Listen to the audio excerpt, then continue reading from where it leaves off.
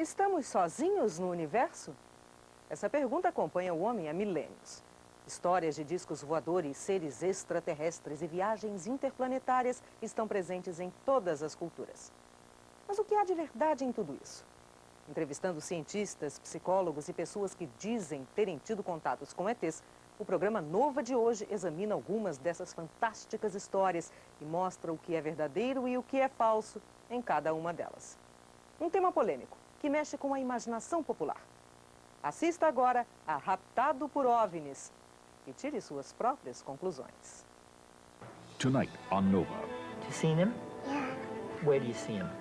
Aside. Alien abductions. I'd be floated outside and then in a beam of light lifted up into a ship. My legs were being spread apart. You can't breathe, you can't move. You're dealing with a phenomenon that has an absolute core of reality. But how real is it? Whether what's going on is in outer space or inner space, that's the question. Kidnapped by UFOs.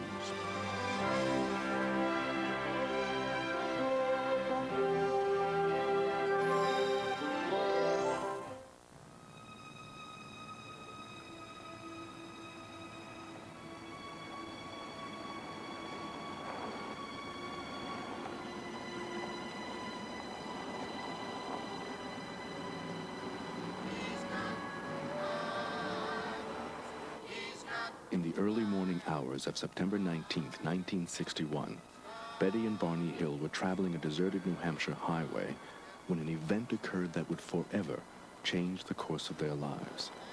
It was a beautiful night. The moon was very bright, and we're calm and relaxed, and the radio was playing when I saw the strange light in the sky. It came out over the highway and stopped directly in front of us. What Betty thought she saw was a flying saucer. And at this point, Barney got out with the binoculars in an attempt to identify the craft. And as he looked up, he could see a row of men standing in the windows, looking down at him. The craft began to descend, and he had the feeling they were trying to abduct him.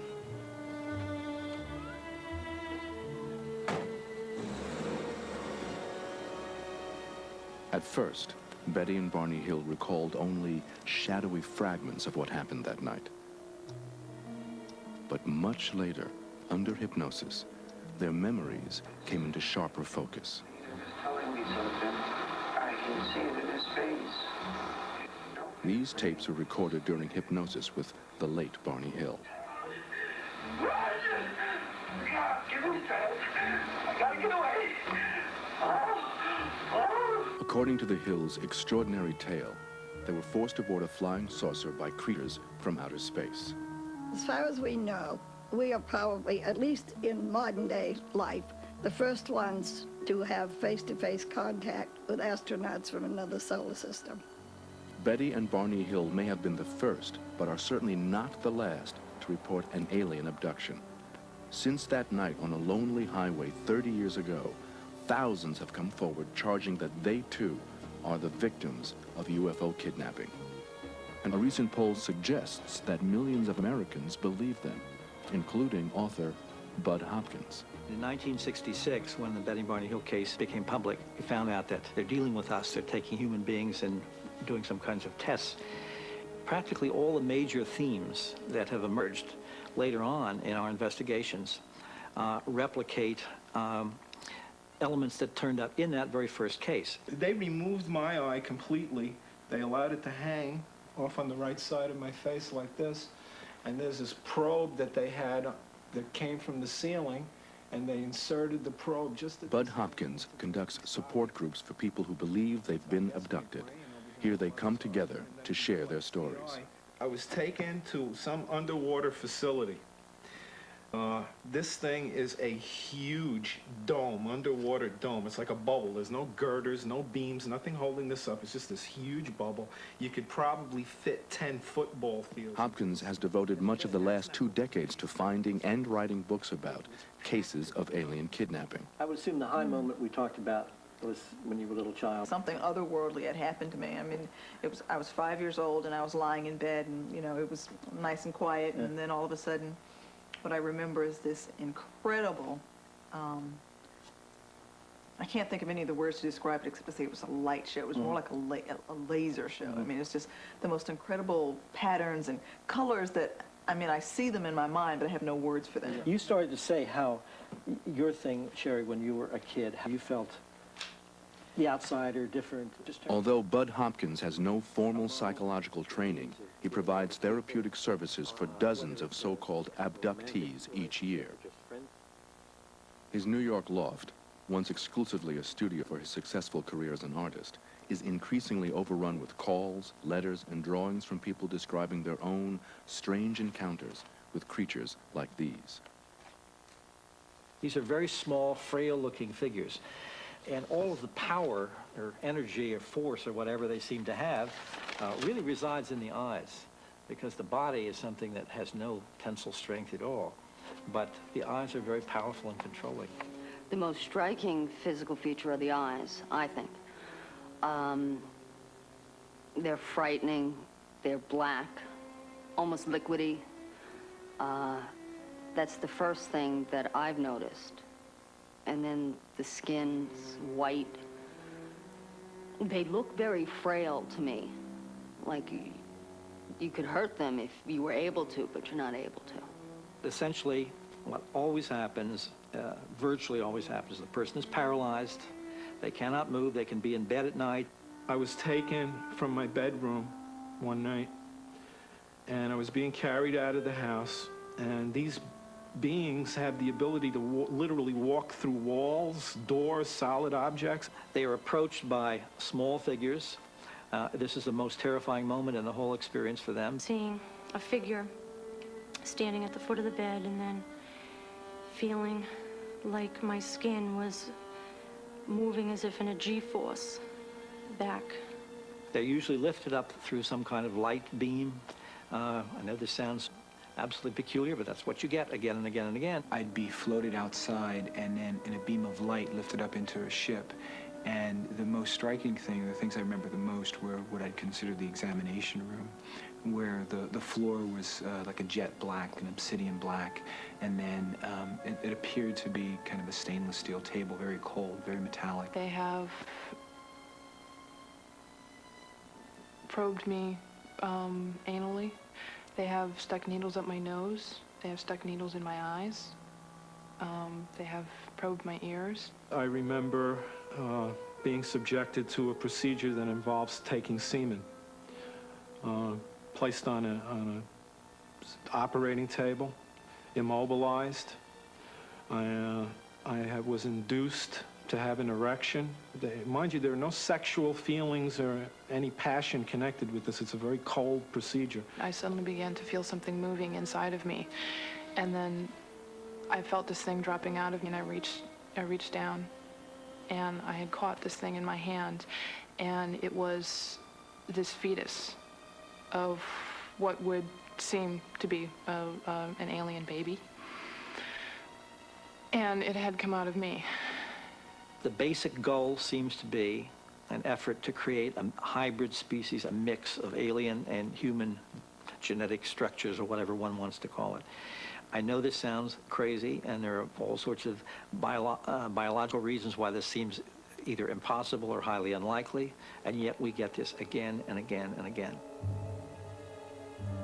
Most abductees initially describe their experiences as vague or dreamlike recollections of a nighttime presence. He took me out of the house. That is, until they undergo hypnosis. Feel my hand on your shoulder, you're here with me. It's okay, lie down. You're okay, John. Lie down, close your eyes, lie down. According to Budd Hopkins, hypnosis therapy is often needed to unlock alien-induced amnesia. Deep breath, you're here with me. What just happened? Someone came in the room. John, a 46-year-old graphic artist, has undergone more than a dozen hours of this therapy. What's happened, John? He's doing something in my nose. I can't move. He's doing something in my nose and I can't move.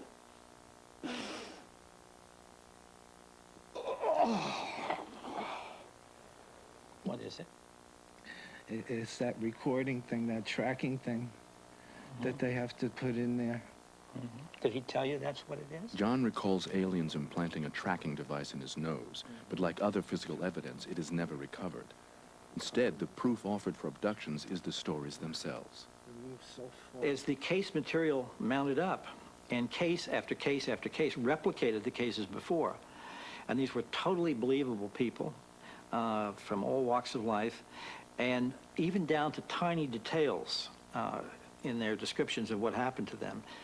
These tiny details were replicated again and again. You have to feel you're dealing with a phenomenon that has an absolute core of reality about it.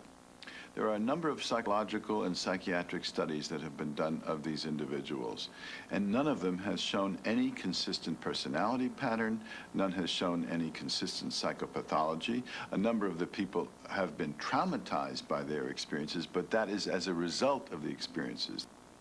Harvard University psychiatrist John Mack seems an unlikely proponent of alien abduction.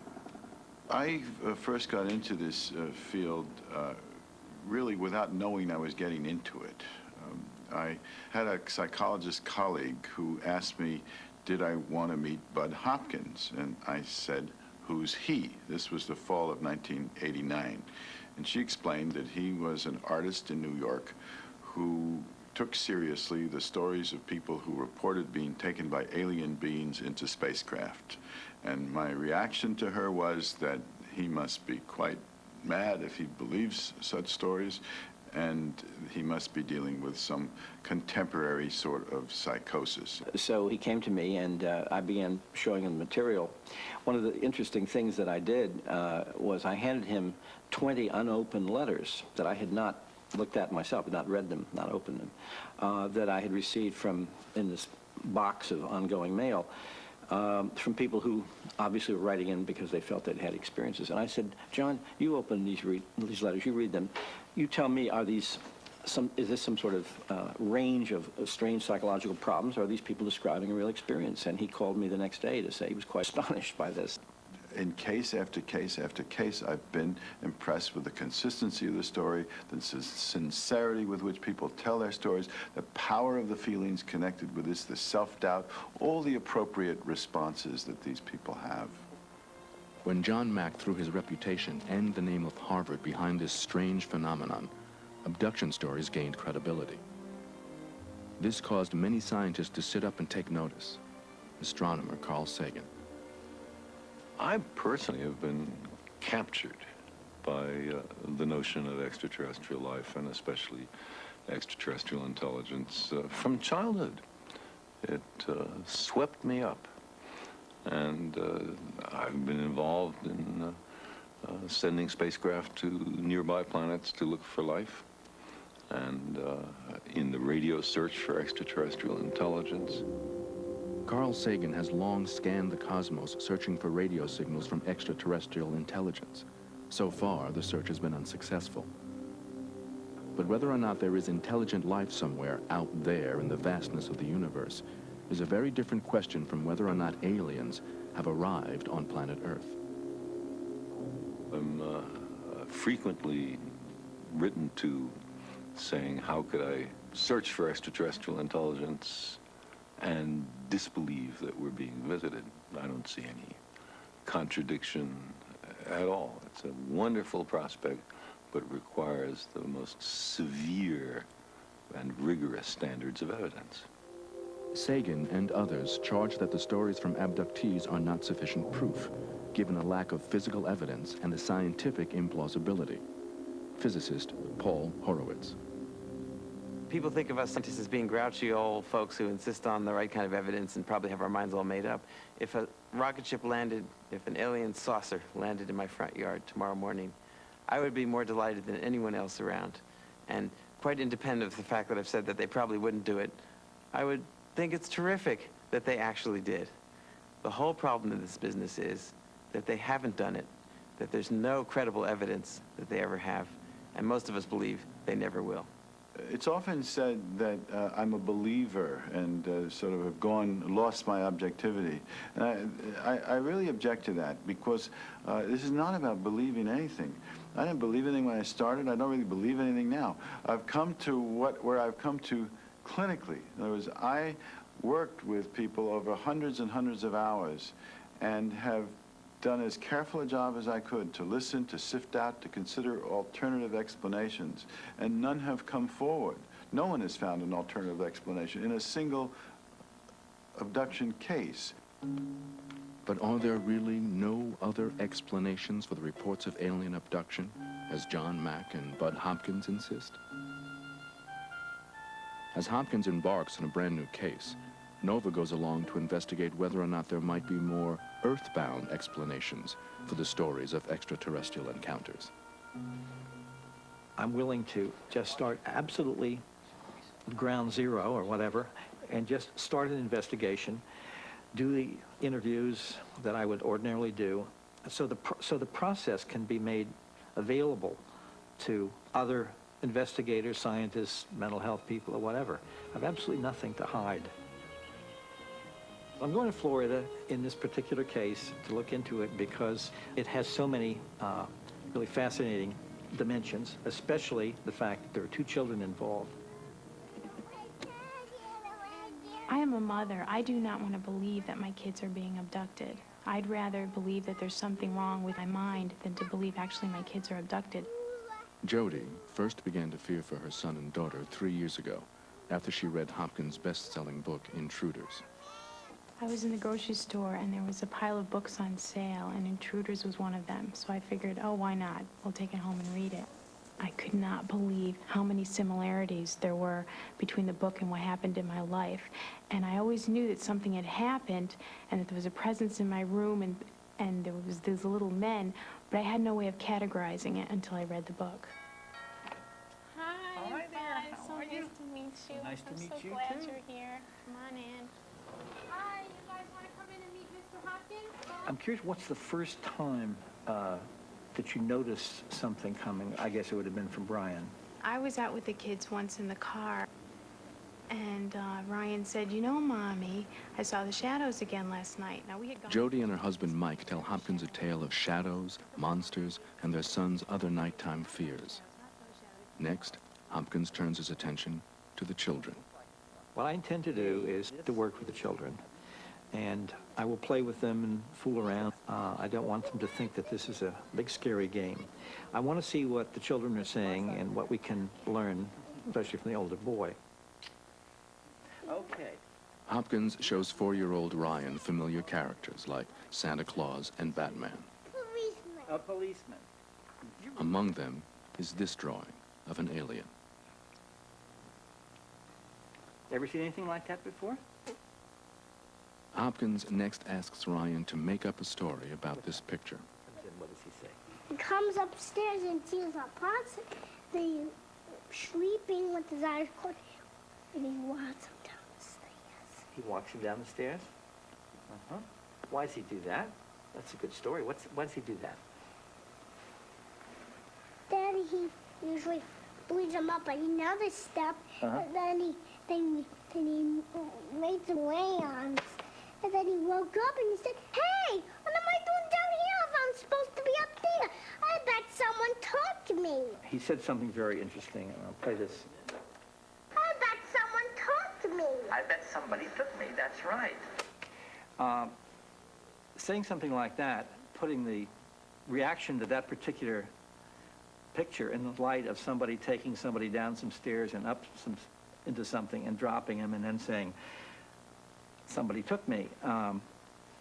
It may be a coincidence, of course. It may not mean anything, but also it may mean if there is some abduction events going on in his life, that there's a kind of an unconscious memory coming through. It's hard to tell. Hopkins also questions toddler Paula. Yeah. Have you ever seen him? Yeah.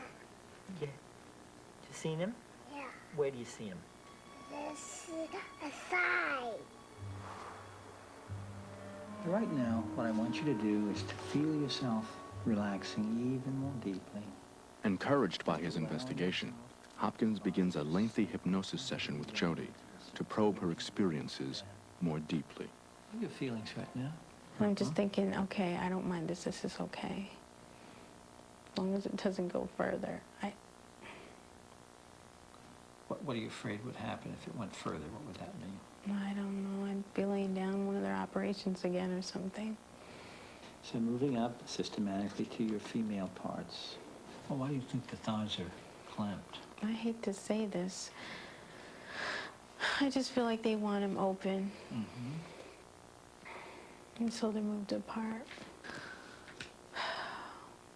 I think I had an exam. Just tell me what you feel. You're here with me. It's okay. They really don't have the right. They don't have the right, do they? Jody's recollection of this alien sexual encounter ends her hour-long session. Someone tried to hypnotize me just a couple times, and it didn't work, and I just felt I couldn't remember anything past a certain point. But he pushed, and then I felt I remembered, but then I fought it because I didn't want it to be true. I think it's a very, very good case. And one of the interesting things is there are 4 different people in this family, different ages and different situations, each one talking about experiences which suggest abductions from very different points of view. The fact that they're a very together family is very important because there's nothing that would suggest hysteria or plotting or lying or any of those things. To Budd Hopkins, this is compelling evidence. Children who pause at drawings of aliens, dreams of strange events that feel real, and images of traumatic sexual assault remembered only under hypnosis. Now Hopkins is about to unearth more stories of midnight abduction. I'm going to go next door to one of the neighbors of the family I've been visiting because I've found that there seem to be abduction experiences taking place in the life of the residents of this particular house.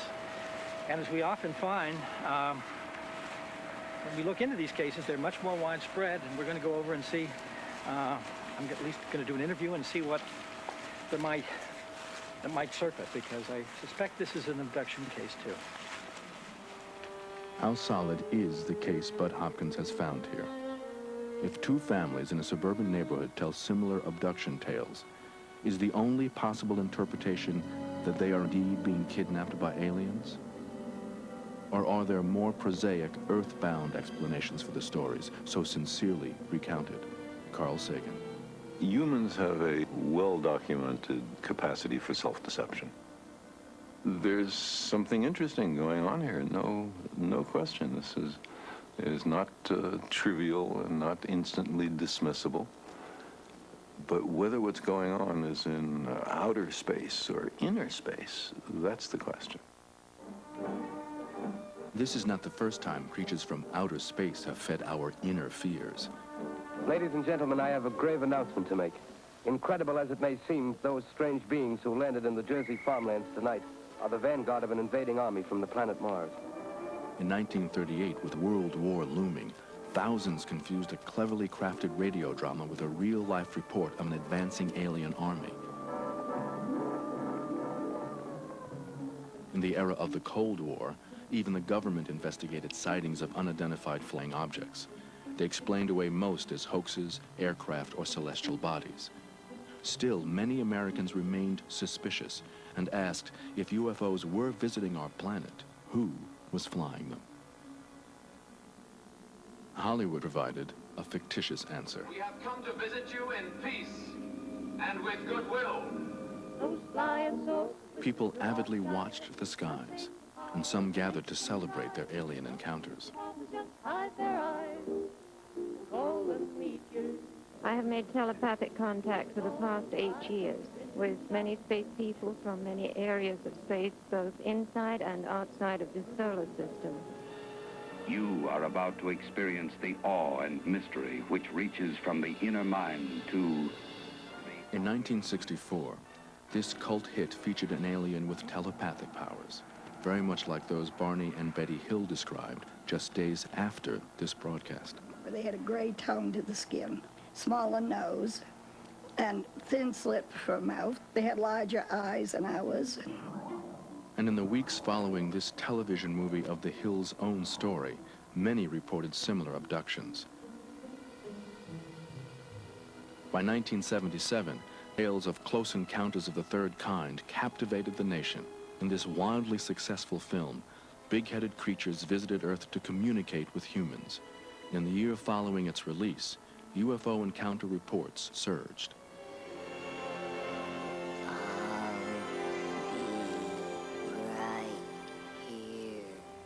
When the most famous extraterrestrial of all time phoned home, E.T. Earthling contact became a central theme of sci-fi mythology. And when Budd Hopkins' book Intruders was broadcast as a TV miniseries, abduction reports hit a new high.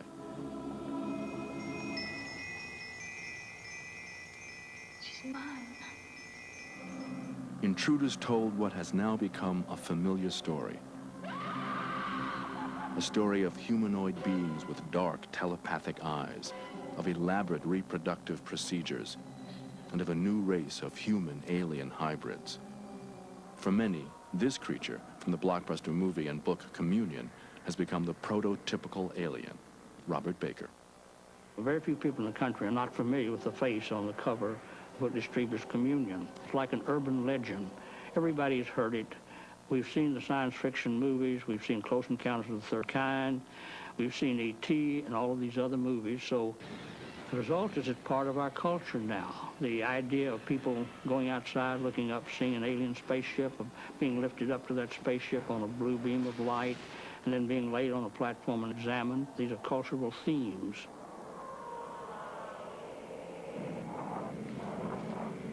"4 years after the release of Communion, a member of Budd Hopkins' group made drawings of his experiences. This guy's about 3 feet, 3.5 feet tall. There's the large black eyes, the pear-shaped head.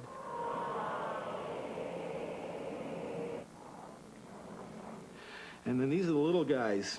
These guys are blue. Their skin is very blue. Usually it's the grays that are involved with us during the abduction experiences. These guys appear to be helpers. That wand he's holding is a human cattle prod. It's a very effective little toy at gaining your cooperation. The script for abductions is widely known, but does it reflect the reality of people's experiences, or does it fuel them? There's two stories. One is we're being sexually abducted by beings from other worlds. And the other is that there is a pervasive, common hallucination that at least thousands of humans share. Now, these are both disquieting possibilities. And neither alternative makes anybody happy. But if you ask me now which is more likely, it is absolutely clear that people hallucinate. There's no question about that. Could this tendency to hallucinate be a seed for tales of abduction?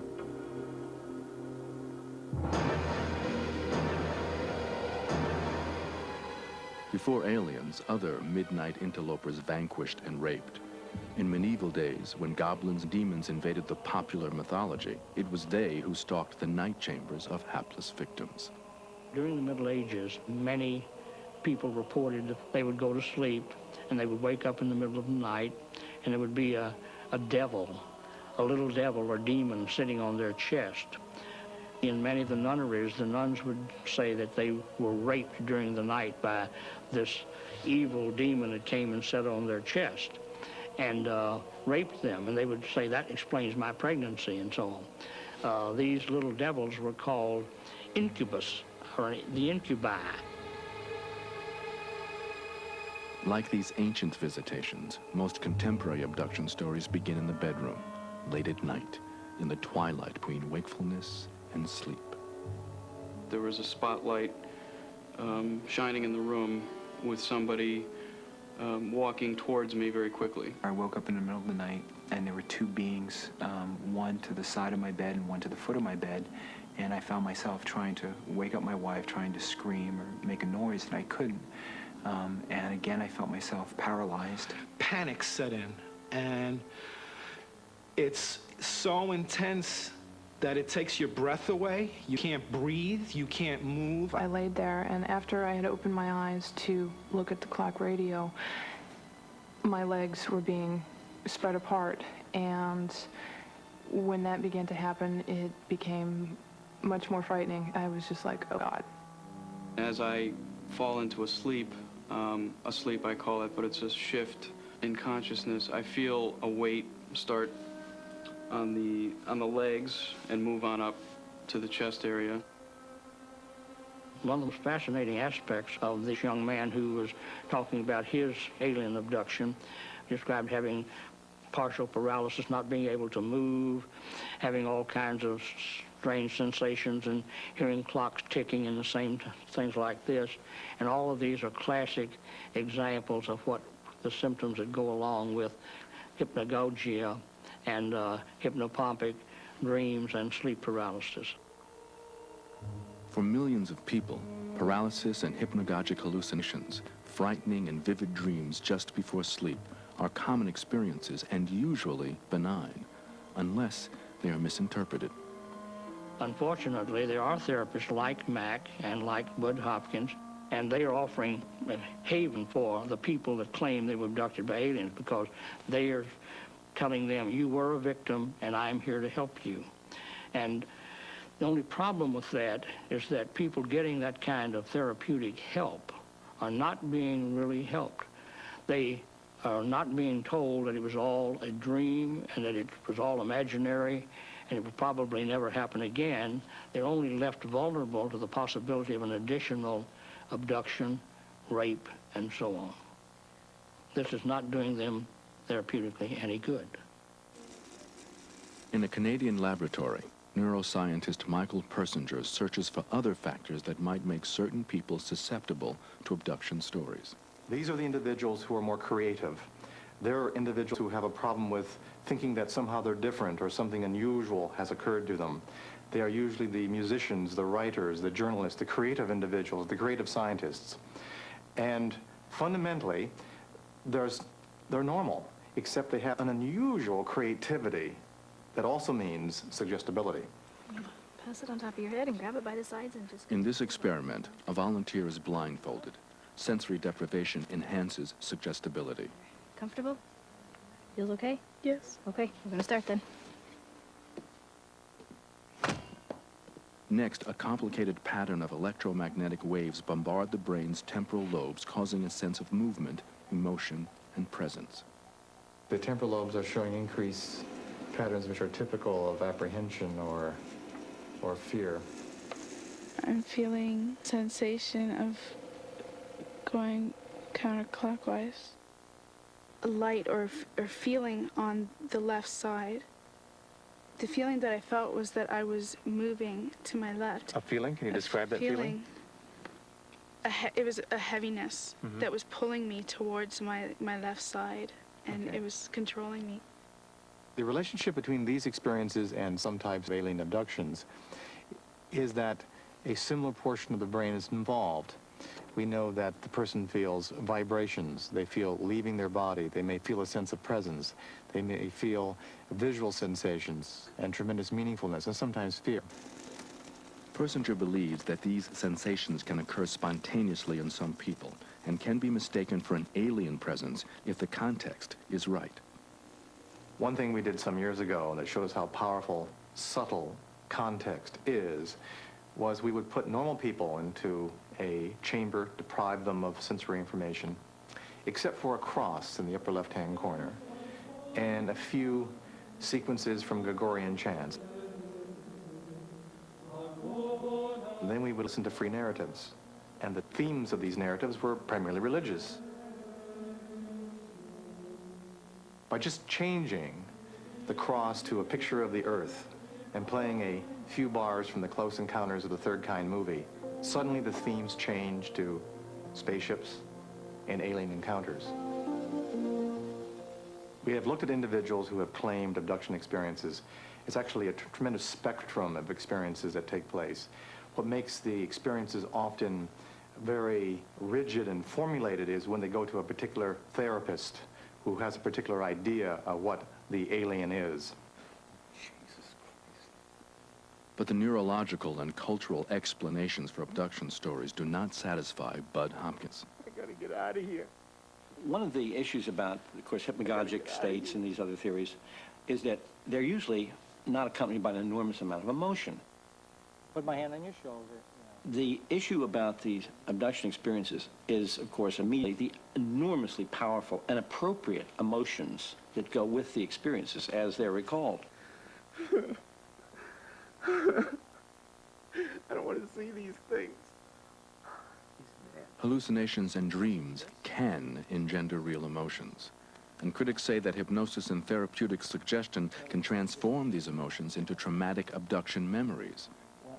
After 5 hypnosis sessions, John recalls seeing his son James naked on an alien operating table. What's it look like? Does he look like a little boy? Young boy? He's sleeping. But he's got no claws. What is he doing to him?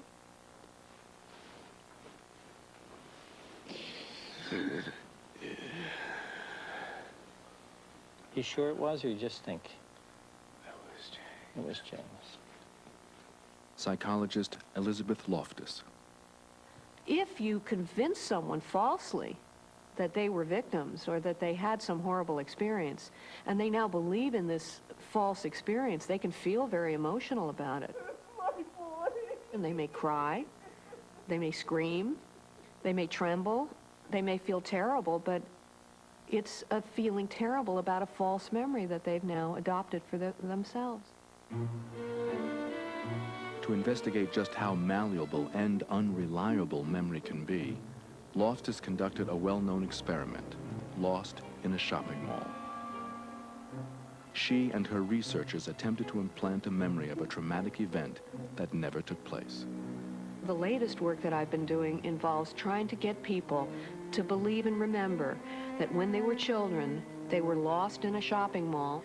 They were lost for an extended period of time, that they were frightened, they were crying, and they were ultimately rescued by an elderly person and then brought back together with their family. You actually were lost from your parents for a little while. As her family confirmed, the subject was not lost, but the researcher plants the suggestion and prompts her to remember the scene. Do you remember an older woman might have taken you to security? Mm-mm. Okay. Do you ever remember hearing your name on the PA system? Yeah, I do remember that. Could it have been this It could have time been. when you were 5? It could have been. Once a memory has been implanted through suggestion, it can seem very, very real to the person. A person can elaborate on it, describe it in greater detail, feel it and experience it with a lot of confidence, even though it's false. In our shopping mall paradigm, we've gotten people to remember all kinds of details about the elderly person who supposedly rescued them. There was an elderly lady who came up to you and asked you your name. Do you remember anything about her? I almost remember her like wearing a long skirt and a sweater, but 1 week later, the subject has constructed a detailed memory of an event that never took place. Do you remember her asking you the sound of her voice? I do remember her asking me if I was lost and then asking my name and then saying something about taking me to security. Through suggestion, we're finding that maybe as many as a quarter of our subjects will develop a complete or a partial memory of this experience that never really happened to them. Now you're on a train taking a trip back in time. We're going slowly down through the years. According to psychologist Robert Baker, hypnosis enhances this natural suggestibility. Hypnosis is nothing except the turning on of the human imagination. And that can be turned on best by having someone relax, get them into a relaxed state, and then provide them with suggestions. If the person getting them to relax is a respected, charismatic figure, somebody that is looked up to, then the person will more than likely comply with the request made by the so-called hypnotist. Concentrate on those muscles and let them go soft and loose and limp. Just like a knife going through hot butter. The hypnotist says, go back in the past and remember when you were a soldier in the Civil War, The individual being hypnotized will make a maximum effort to do exactly that with his memory. He will rake his memory to see if he can remember having read The Red Badge of Courage or some other Civil War novel, and then he will identify with that character that is suggested to him, and he will do his damnedest to create a credible, believable story. 1300. To demonstrate his point, Baker takes his subject backwards in time. You're not in the United States, North America anymore. You're somewhere else. I want you to open your eyes, look around, and tell me where you are. I seem to be involved with a team of horses that are going much too fast. I was kind of enjoying riding so quickly, but I could see the horses' manes sort of flying back. Are you controlling them now? Yeah, I think so. Where was this happening? I don't know. I want you to focus on it. What's going on? After this session, Baker will debrief his subject, but for now, she imagines she is back in the days of the Roman Empire. Were you small, very small little girl, or big No, person, grown up? I was a man, a young man. Young man. What was that young man's name? What's your name? Ends in I-U-S. It seems sort of Latinate, like Aurelius or something, yes. What kind of clothes were you wearing? A short leather, sort of tunicky. I seem to have long high boots laced up. What are your feelings right now? I just know that they're there. I don't even know if I see them that well. Psychologist Loftus sees the power of suggestion at work in Budd Hopkins' hypnosis sessions.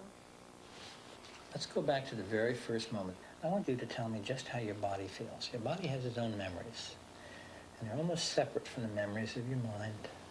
Your body remembers how it feels. One of these obvious things is that he's pressing her for more details. He's pressing her with, you can remember more, your body remembers, you can remember more. And it's an encouragement to elaborate, to imagine. Everything's fine. Later on, he's going to help her interpret these mental products as if they are actual experiences. So you sit on this thing, and there are three around you, you say? And then what happens? Oh, I don't know why this is coming to me, but they have to take off my shirt. Mm-hmm, they take off your shirt. Let's just go right through this. Your body remembers what it experienced. There's a belief out there that memories get stored in our body, that even if the mind doesn't remember, the body somehow does. And the expression body memories is bandied about quite a bit. But in actuality, there is no good scientific support for the idea that our bodies are remembering things that our mind does not remember. That's all I can remember. No, you can remember more. You can remember more. The ones you like and the good guys, let's put over here.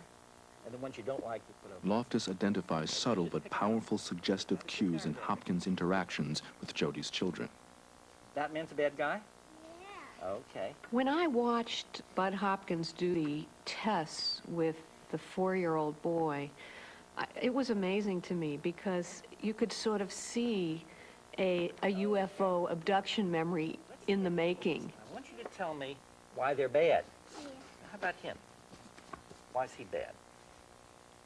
Because he doesn't really know anybody. He doesn't know anybody? Yeah, that's why he's so bad. It was a step-by-step process where he started with, do you recognize this?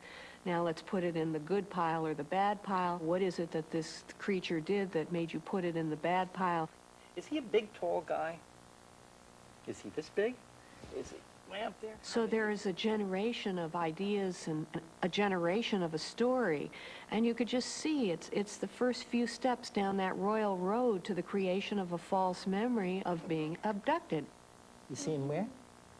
Outside? Uh-huh. By the pool? Yeah. Uh-huh. Is he a nice guy or bad guy? Bad Do you like him? guy. Yeah. You do? You said he was a bad guy. Yeah. Do you like bad guys? Yeah. It seems to me that if you do this to a child, particularly a young child, and that child is living with this belief, and we don't know what the consequences of those beliefs and those memories are going to be for that child, it seems risky. It seems risky. Does it seem to you that your hesitancies in that area may be connected with UFO experiences? Without a doubt. Without a doubt. Without a doubt. Could suggestive influence also be at work in Budd Hopkins' support groups?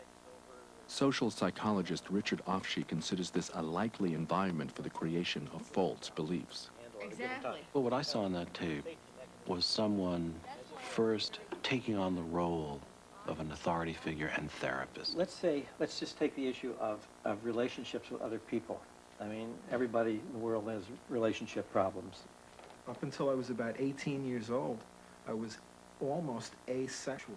Next, people are revealing things about themselves that they clearly find embarrassing, defects in their lives, and he's helping them explain these things away as the product of the aliens coming to see them. The worst was the That implantation. was the implantation. That Based was the on most degrading experience. Degrading, yeah.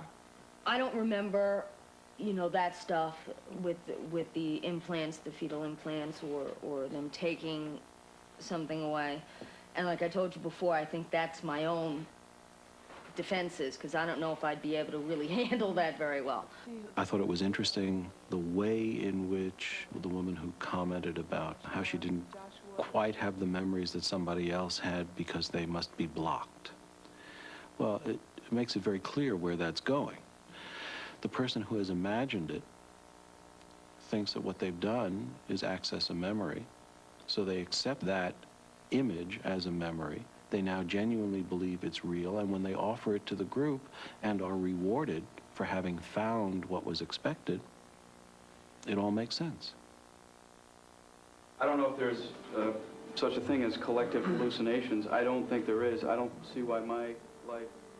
Like Hopkins, John Mack leads regular support groups. Oh, you saw that too. One former member has come forward with an insider's view of the making of an alien abduction. When Donna Bassett heard about the Harvard professor, she says she decided to infiltrate Mack's organization. Bassett sent him a letter describing a family history of abductions. Mack agreed to meet and beforehand sent a package of articles which gave Bassett the impression he believed her story. He actually sent me material in advance of the first meeting to review. So he had already made up his mind that I was an abductee based on a letter without any prior contact. These documents went into such detail about what was expected of an abductee, including sound effects, body movement, descriptions. And, you know, it was impossible not to be prepared for the meeting. They met at a Cambridge hotel. Later at Mack's house, he taped 3 hypnosis sessions which Bassett claims she faked. Her husband and Mack's assistant were present. That's it. Just be calm. You're fine. You're doing just great. Here you are in a bedroom with this strange man looming over you in the darkness. And it makes you uncomfortable, especially since the technique he's using makes you very aware of your own body. Your body is very sensitive. Yes. What is the worst part of the treatment? But this cold thing. Cold thing, where do they put it? Inside of me. Where? In your belly, in your vagina? Where? Yes. To appeal to peace activist Mack, Bassett says she cooked up a story of aliens trying to save our planet by bringing together longtime political adversaries. It had been the anniversary of the Cuban Missile Crisis.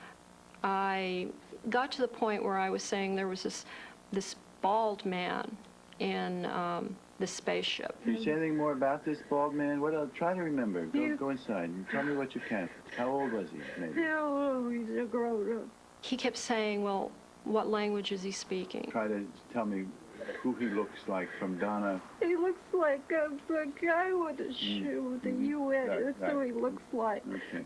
He looks like Khrushchev. That can't be. That Was he can't Khrushchev? be. I can't. stupid. Drop Donna's 35-year-old critical mind for a moment. Did he look like Khrushchev? Yes. Okay. Was anyone else? There are other people there. Anyone else with responsibility like Khrushchev? Yes. And he was ecstatic. He was like, this just made his whole millennium. So don't worry about how foolish or crazy or impossible it seems. Just notice who's there. She's got both up there. They're having an argument. And who's the other one? What's the other one's name? That's the other one's Kennedy. Can't be Kennedy. You see him? Yes. Even after the session, Mac pressed for details. And I'd like to know more of who they were. Was McNamara? Did you see him? Yes, and I thought Rusk was also there. Well, we certainly needed some kind of intervention in 1962. There was no skepticism. He would believe the most far-fetched things, or at least he seemed to. The only time he got critical was when I tried to find alternate explanations for some of these experiences myself. After a year with Mac's group, Bassett gave her story unpaid to Time magazine. I don't know what really is motivating Donna Bassett. She's, in contrast to virtually everyone else I've worked with, she set out to make a name for herself as my nemesis and attacker and critic, and was able to get a damaging story into Time magazine. I don't know, I mean, for me to... I worked with Donna in good faith, and she claims it was all a hoax, and people I know in the experiencer community think that she did not hoax, that she's an experiencer who never came to terms with her experiences. The ease with which Mac accepts either deliberate, misleading, or hypnotic fantasies as real is very frightening for someone who's in a position of authority, for someone who's in a position of telling people this stuff is real. There's nothing tentative about that. We're dealing with a phenomenon which violates our sense of reality and which operates in this gray area between the physical world and the subjective or mythic or other realm world. We're being asked to prove this by the methods of the physical sciences alone. But those methods, in my view, will not yield its secrets. In 1994, concerned by mounting scientific criticism of John Mack and his research, Harvard University launched a lengthy internal review. In the end, with academic freedom at issue, the university took no adverse action. Today, John Mack, Budd Hopkins, and dozens more therapists around the country conduct abductee support groups and protracted hypnosis sessions. Hopkins is also at work on a new book, another installment in the popular culture of UFO kidnapping. Perhaps paving the way for more and more people to come forward as Betty and Barney Hill did in the 1960s with their own shadowy memories of alien intruders. For many prefer these fantastical stories to the more prosaic explanations offered by science. As a scientist, what worries me the most is the absence of skeptical thinking, not just on the so-called abductees, but on the part of the therapists. Because I believe that the method of science is tried and true. It is not perfect, it's just the best we have. And to abandon it with its skeptical protocols is the pathway to a dark age.